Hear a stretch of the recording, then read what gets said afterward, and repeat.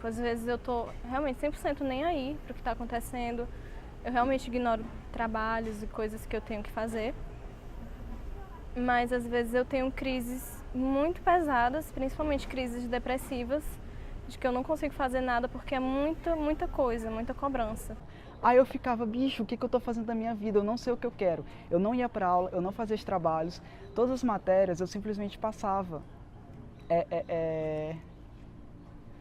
Me esgueirando nos outros. Eu chegava nos outros e, ei, bota meu nome no trabalho, porque eu não sei fazer.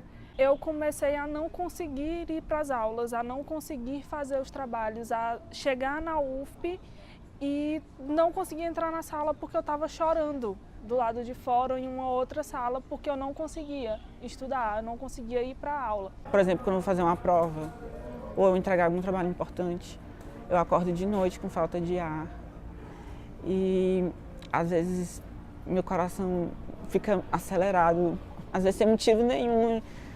Dependendo da situação que eu tô, ele começa a acelerar e é uma coisa assim bem forte que foi se agravando ainda mais por causa,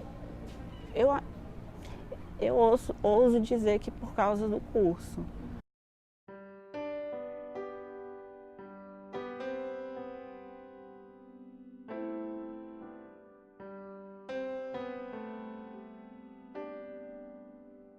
Eu sempre fui uma pessoa com uma ansiedade assim bastante forte, só que depois que eu entrei aqui no curso, isso se tornou bem mais forte, com as coisas que são cobradas da gente e tal, a pressão e tudo.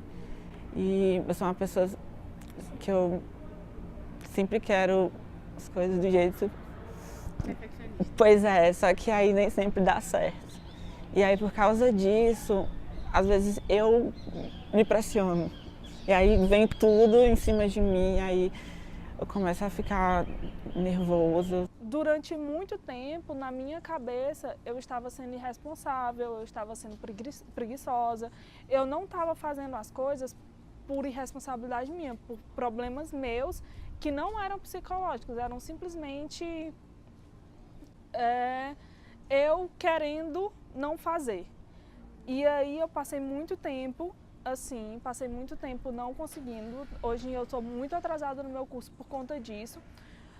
E só depois, muito depois, quando eu realmente tive crises de ansiedade, quando eu cheguei a ter momentos de eu ficar sem ar, de ter síndrome do pânico, de ter paralisia do sono, foi que eu fui realmente ver que eu tinha um problema sério. Eu já sabia que isso eram indícios, na verdade, já comecei a estudar mais sobre isso e perceber que todo esse meu problema acadêmico eram indícios de uma ansiedade, mas eu só fui ter certeza de que era e que eu precisava tratar depois de eu ter crises de ansiedade, depois de já estar num quadro bem mais grave.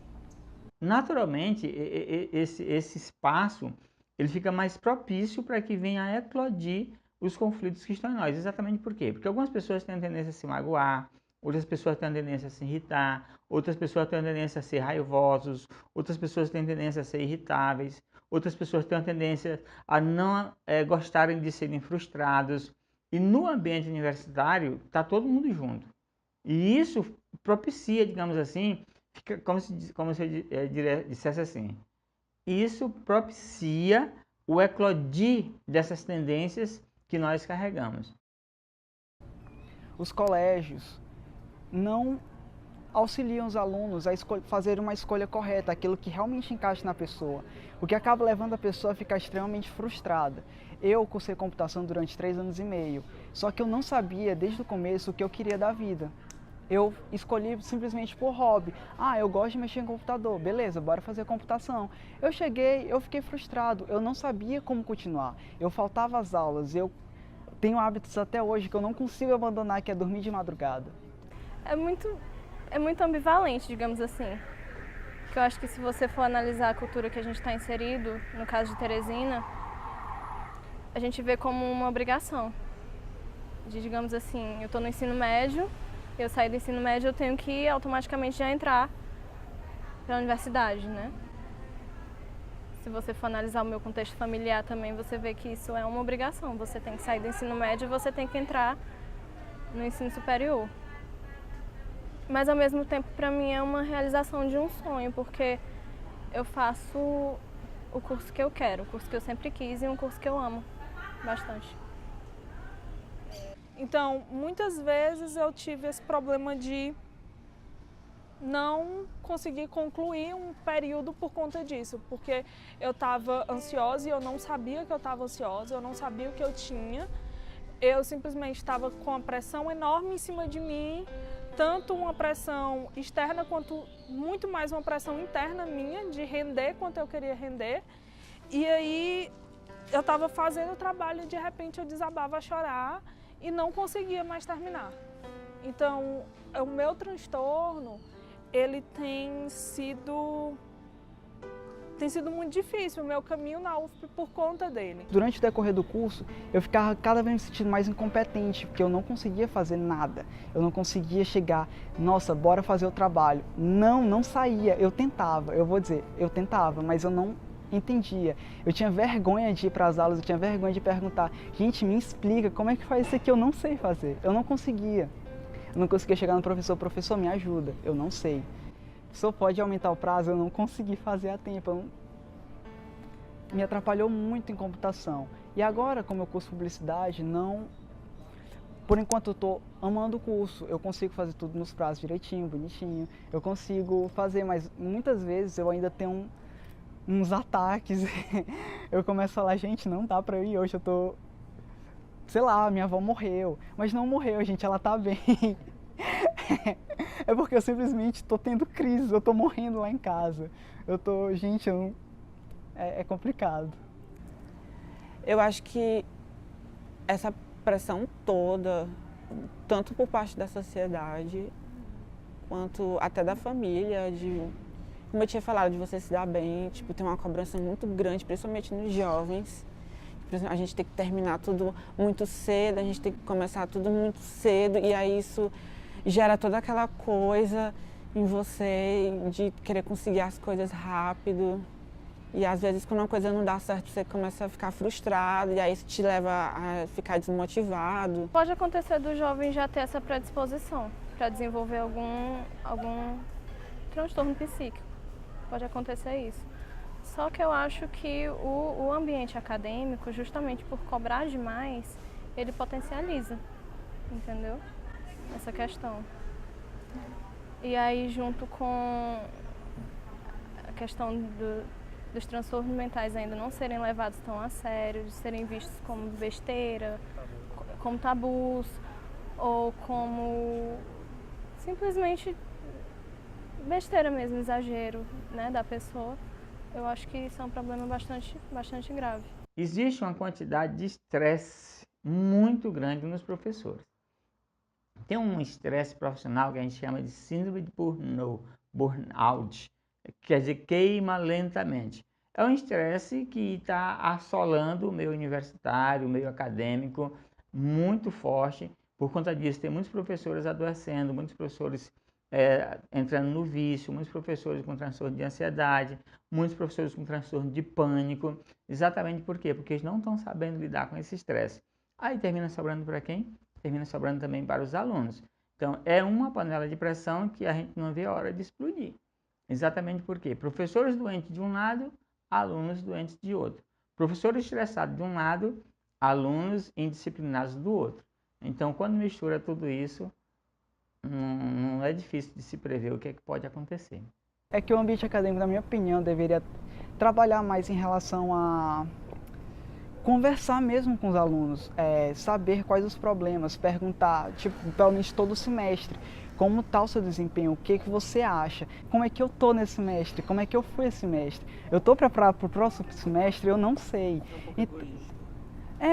Então, o que eu acho é que as universidades deveriam focar principalmente em saber como o aluno está se sentindo, tanto em relação à universidade quanto em relação a ele mesmo. Porque se a gente tiver mais estrutura nas universidades, nas faculdades, para a gente fazer o que a gente precisa fazer, já vai ajudar. Porque, por exemplo, quem estuda aqui na UFP, que depende de transporte público, por exemplo, horas na parada, horas perdidas, teoricamente, e isso na nossa cabeça de quem tem ansiedade é um horror, Para mim, perder tempo é um horror. Poderia ter, acho que um maior envolvimento assim, de aluno com professor e as pessoas, por exemplo, da coordenação e tudo, ter mais conversa, por exemplo, palestras, explicando esses assuntos para, enfim, para os alunos pelo menos tentarem enxergar um ponto assim de partida para tentar sair de uma situação ruim que ele está passando. Estou muito preocupado com os outros, mas comigo mesmo eu não consigo perceber o que eu sinto. O que eu mudaria era exatamente isso, perceber o que eu realmente sinto em relação a mim mesmo.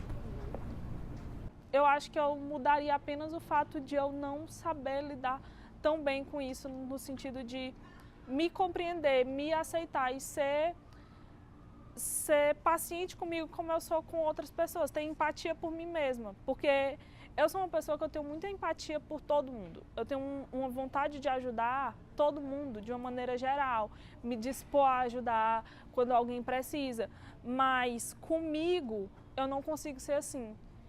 Acho que eu teria ido com mais calma, não sei, porque quando a gente entra na universidade, a gente geralmente entra bem novo, a gente ainda não tem muita noção do que vai acontecer, das coisas que a gente vai ter que aprender. E talvez, acho que eu não teria me deixado me sentir assim tão pressionado a ponto disso afetar a minha saúde e esse tipo de coisa, assim.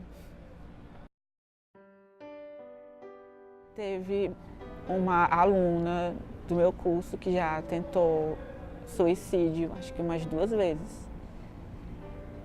E foi muito, assim, chocante, assim, pra gente, quando a gente ficou sabendo, porque geralmente a pessoa não apresenta, assim, que tá passando por aquele problema tão profundo. E aí, quando a gente ficou sabendo, ficou todo mundo... Gente, a gente entende que os transtornos psíquicos ainda são bastante marginalizados, que são vistos como frescura, como querer chamar atenção. Mas a gente que tem, a gente que sofre, a gente sabe quanto isso pode ser doloroso e quanto uma palavra amiga, um abraço, um dizer que se importa, ou simplesmente você escutar e a pessoa saber que ela está ali por você, pode ser importante. Eu tenho um hábito de repetir uma frase: conflitos não se guardam, conflitos se resolvem. Porque aquela história de botar para debaixo do tapete, isso não é legal. Porque o que vai acontecer? À medida que o tempo vai passando, esses conflitos têm uma tendência natural de aumentar. E esses conflitos eles vão se manifestar cedo ou tarde. Ou se manifesta com a neurose, que é um transtorno mental considerado leve, ou se transforma numa psicose, que é um transtorno mental mais grave. Ou se transforma numa doença. Uma doença que a gente chama de doença psicossomática, que a moda de hoje são as doenças psicossomáticas, ou seja, são doenças orgânicas de origem psíquica. As nossas universidades, que têm os cursos de psicologia, ela tem as clínicas e escolas, que aí o aluno pode procurar, as pessoas carentes podem procurar, e elas são muito bem atendidas. Se não, formam grupos. Eu penso assim, reúnem grupos para conversar a respeito do assunto. Eu acho que essa ideia é bem legal. Montar grupos para debater o assunto. Vamos falar sobre depressão, vamos falar sobre ideação suicida, vamos falar sobre ansiedade. Então eu penso que a saída é por aí. Agora, ficar guardando conflito, ficar se escondendo aí de uma terapia é o que não ajuda. Porque cedo ou tarde isso vai explodir. E aí é preciso tratar enquanto há tempo.